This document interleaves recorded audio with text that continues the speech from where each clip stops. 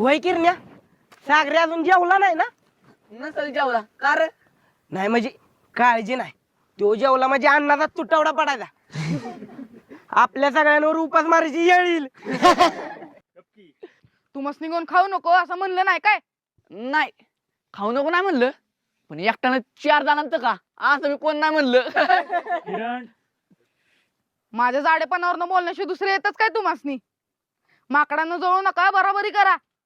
अरे तुझी बरोबरी करायला 2 मधुकर भिजत घालायला लागतील रातभर.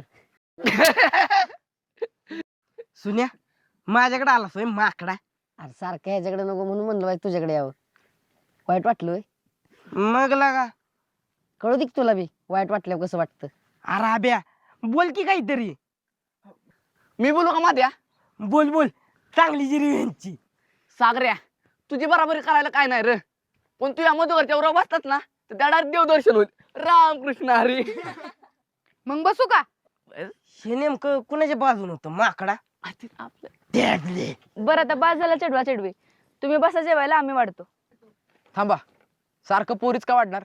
आज आम्ही पोरं वाढणार, तुम्ही बसा जेवायला. आब्या, पुरींचं काम पुरीसनी करू दे. अमुक काम मुलांचं तमुक मुलींचं कोणी शिकवलं तुम्हाला? घरात बाहेर जे ऐकलं ते बोलतोय सर.